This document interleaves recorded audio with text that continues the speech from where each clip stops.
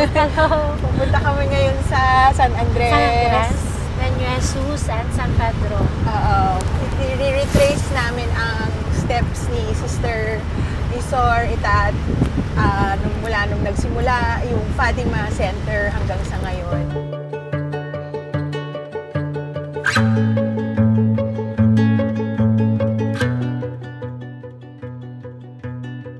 May mission ako sa Negros. I was working with the sugarcane workers, with the education committee of the Sakadas. While I was there, nag-martial law.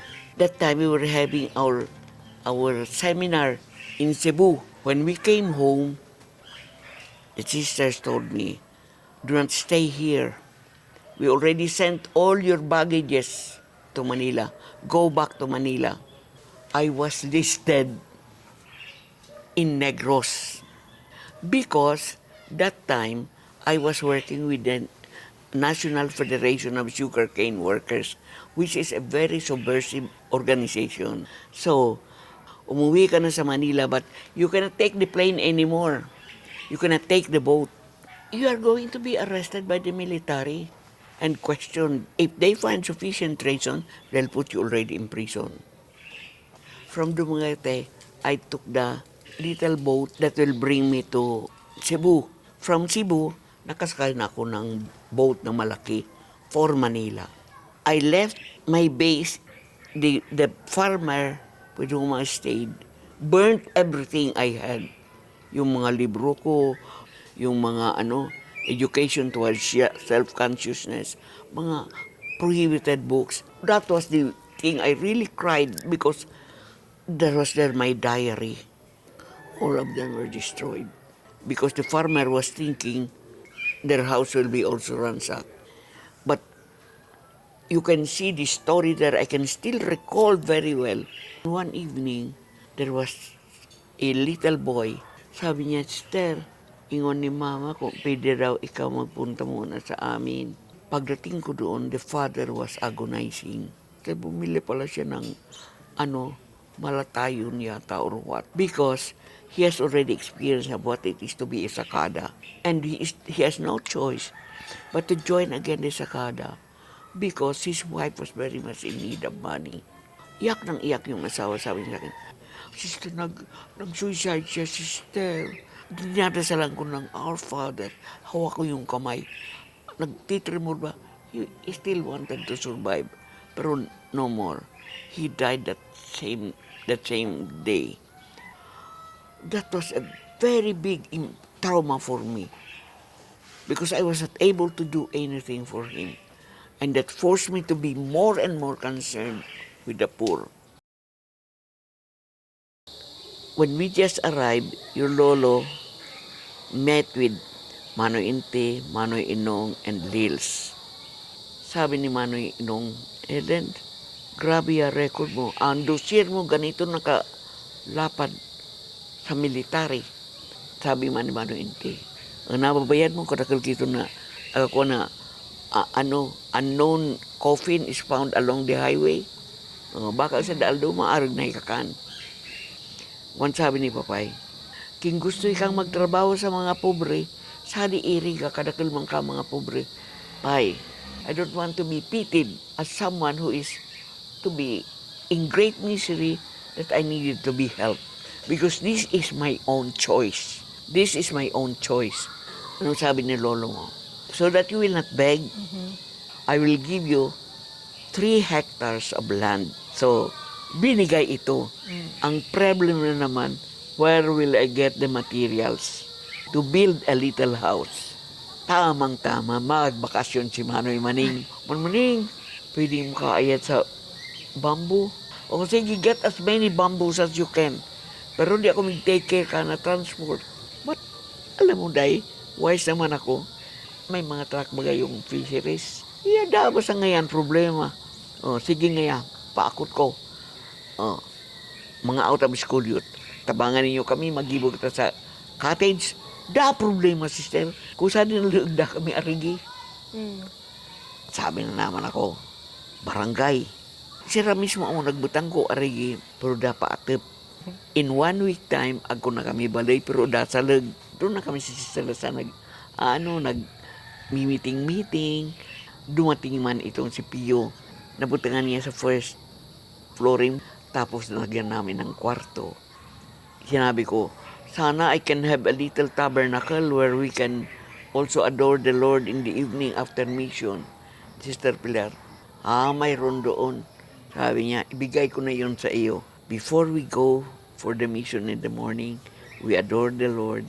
In the evening when we come back, we adore the Lord. From the highway, may river doon na kinukross. Until that river, sometimes it takes me around 45 minutes. From that river up to Niño Jesus, it takes around 1 hour. 1 hour and 15 minutes. Ito yung yung Niño Jesus, sabi ni Sister, ito yung pinakaunang pinag-missionan nila dito sa Iriga. After nung mag-transfer sila dito ni Sister Lasal, that was early 1970s. At dito nga na-meet niya yung pinakaunang clientele ng Fatima Center na si Manny Ingo at yung family niya. I was having my classes with the tribals. We don't have supplies. Yung ground na ganyan, doon kami nagle-lesson. Pencil, bamboo.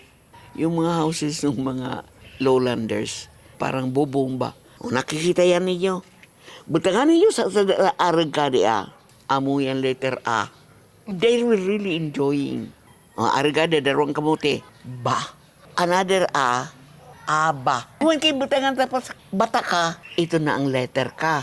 Paglarihan ito natin ng A, aba ka. Dito na, start the discussion. Uno aba ka, makayunan sister, anak buhayan na mo. So iba man, ba ako magtanong sa aba ka? Kada kalusan ng perwisyo ka panahon mo, dama na kasi itong makukuko. Kasi itong si Kalay at saka si Ikoy, mag-asawa, Francisco and Clara, mayroon silang 12 na anak. 4 of them died one after the other because of malnourishment. For every child that died, the father would borrow from the owner of the abaka 20 pesos to pay for the coffin. Sabi ng landlord, Francisco, di naman sanay ka kan makababayad. Maray pa ito na igin mo, patabangan mo na as houseboys and house girl. Okay. Supposedly, after they have paid that, they will already be sent home. Dapat in 2 months' time, tapos na. Kasi 80 ang utang. Kung 15 si Gloria at 50 si Ingo, 65 a month. Pero ang more than 2 years na nagtatrabaho yung dalawang bata, every time kukunin ni Kalay, sasabihin may utang pa kayo. Dahil hindi naman sila marunong magkwenta. Kailan kayo last nandito po? Hindi ko na matandaan eh. Kasi palagi kong nandiyan kay sister. Garden kami ni sister. Tapos, gabi, marunong din akong counting ng pag-ano ng gitara. Kaunti, ang galing mo kayo kita. Drive ako, hatid sundo ko sila doon. Kung saan sister, nandun ako. Yun na nga sa klase namin. Nakikreate na yung awareness nila. Tuhuan ko na naman. In those days, mayroon mga referendum. Sa martial law, magtanim tayo ng kahoy. Yes or no. Ang gagawin nila, kung may friends sila sa mga lowlanders na marunong magsulat ng pangalan nila, isusulat yung pangalan nila. Anong katumbas niyan? Isang piling na saging, kamote, vegetables, makaregister sila. Pag magbubuto naman ng yes or no, alam mo sila, ano ka yes? Yes. Pero kung yung nagsusulat, nabigyan ng pera ng barangay captain, ang isusulat, no. Kaya that time, mayroon adult literacy campaign sa bundok. My greatest passion is teach them reading and writing and arithmetic. We started the program in 75. From a little cottage, ako na kami, mission hall, magagather sa mga tao, meeting kami. Tapos nag-start na kami una effect ka malnourishment. All of this, we are tying up with the government program to assess the number of malnourished children in a village. Out of the 110, only 25 were normal. Pag meeting na naman namin, sabi ko, isin niyo kino ka di epekto. Epekto ka di, dawa ding mga iginadi pa eskwelahan ninyo, di makatatuod, tadi nag-develop so brain. Ya po, ano nga di sister, daman ka mading mga agum na mga. O sige, mag-garden kita. Dawa kadain kami to agum ninyo, pakaanan ninyo sa tortor to mga igin. Di nga na 3 hectares. Magtanong kita sa di. We started again with the gardening. We started with 250 square meters. Tinaniman namin ng munggo. Habang nangbubukla, nag-aaral kami ng kanta, kung ano-ano.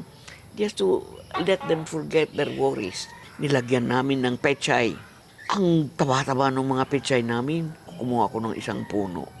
Dinala ko doon sa market. Sabi ko, dakili nga pechay mo ka di, amo nga nakamanay, ako kami 5 plat. Umiyan sa di. Sabi niya, ay kada plat niya, pwede ko nga ding sumbiran nga kaninyo sa 250. Pakakukusin tapos sabi ko kung mga parents, ibakal ta nga iton sa lutuan ta sadi. Ano nga ka ba nga, tumanong kita ulit.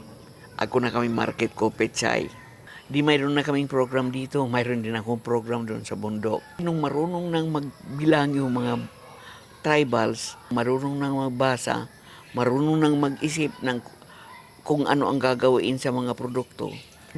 Doon na nagsimula yung wanted na galit. Kasi yung mga tribo ang nagguguno ng nyog. Ang hatian is 1/3 doon sa nag-akyat, 2/3 doon sa may-ari. Sister, di ba sabi mo, ang 1/3, 2/3, ang tersyo, 2, 1. Yaan mo.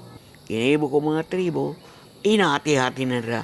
Darwa, usad. Paita din na po sa kapartiyan na 1/3, tersyo. Kaya kayo ka nagtuturo. Galit na. Yung mga taga-bili ng saging, nagagalit na.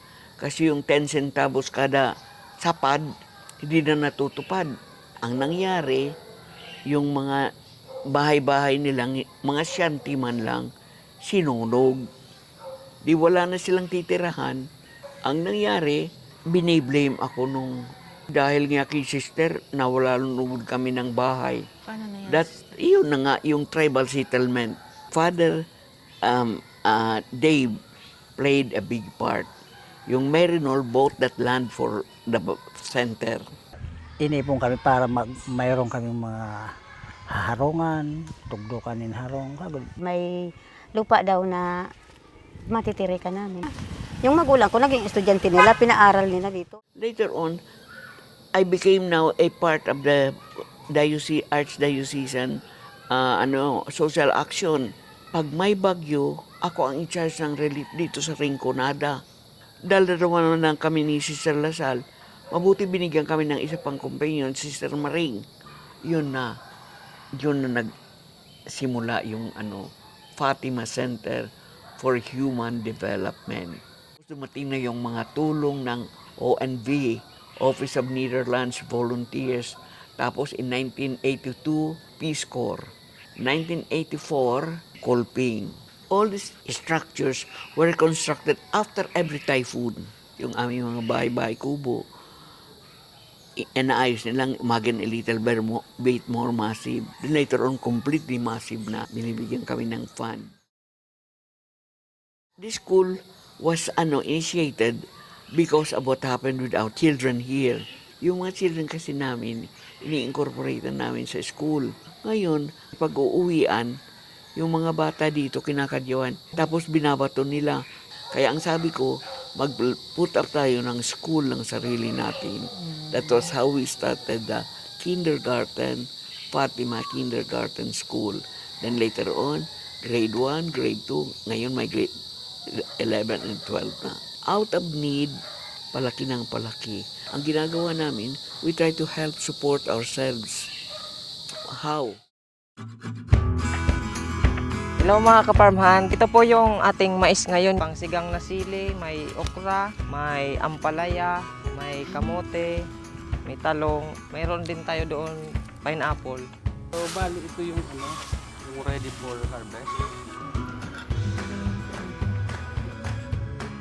May baka, may kambing dito sa loob. Dati naka-open lang ito. 2 beses na kami inatake ng ASF. So, linagyan namin ng fence. Mga high school, pagkita nila pag weekend sila mga sa production, ini-expose na namin yung house. Kasi eventually, kapag graduate na sila, sila naman yung nasa higher level, sila naman yung level.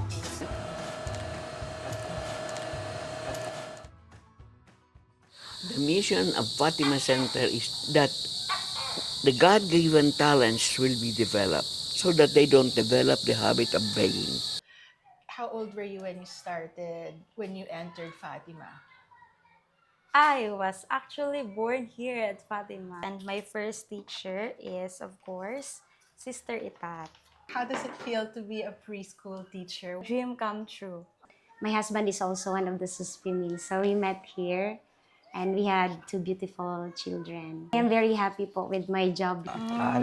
Doon po ako nag-aral, doon nahubog ang aking pagkatao. Naging confidence na ako sa sarili ko. Si Ma'am Grace po ang library aid namin at subject teacher at graduate din siya dito sa school namin. Ano yan? Pansit Gisado. Pansit Canton Gisado. My vision is that the sisters will be able to continue to express the compassionate Christ to the poor, the deprived, the oppressed. Hirap naman talaga po mag-mother eh. Kasi kailangan mong iwan kung ano yung meron ka. At kailangan mong ibigay yung sarili mo para sa mga tao. Yung mga bata talaga, yun yung talagang parang nagpupush siya sa akin na, oh sister, we need you. Parang gano'n. Sabiya, hindi kuha ang walang birth certificate. No identity at all. No identity at all. How do you feel about being Sir Itat's daughter?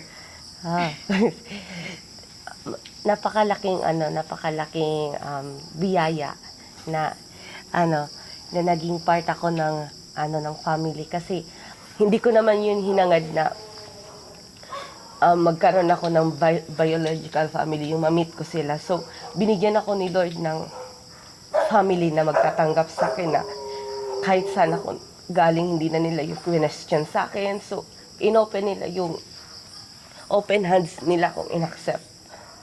Pagpapasko po or Holy Week, dito sila nagse-celebrate kasi napipil nila yung yung pagiging Fatimanians na yung bonding and yung joy.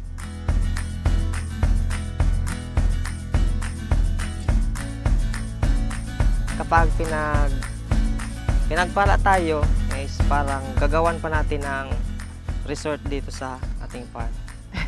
Of course, for Fatima to be a university. Yeah! Tulong pa rin ako dito sa Fatima, kahit paano, kahit matanda na. And thank you for choosing me and for trusting me that I can do this. Staying for another 50 years. Yes. With still Sister Itat, live in Kiki. Face. What does face mean? Face all the problem. Fatima, center of place of life, lead the children to path that is right through Mary, our mother. Number 2, face means will give a new face, uplift. And number 3, face is what? Face is not giving up. I can climb this mountain, I can brave the storm, I can be amazing, there's no telling now how far I'll go when this day needs saving. It starts with me, I know, so I will move, I will rise, I will choose, I will try to be my own.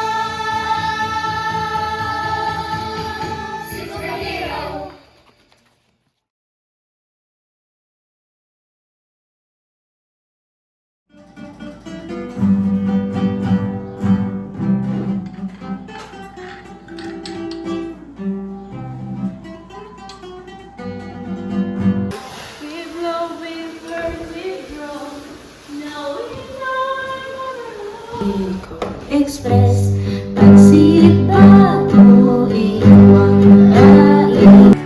At last, mercies my heart.